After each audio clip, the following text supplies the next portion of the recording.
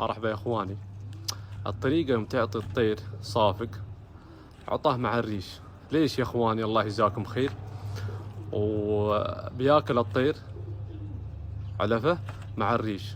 الريش الفايدة منه انه يروبج الطير، ينظف فرسته ان كان صوص ولا صافق. خله مع الريش، خله ياكل الريش والصافق، ينظف فرسة الطير. مهمة جدا للمقيط وانا اخوك، ان كان صوص ولا كان حمار.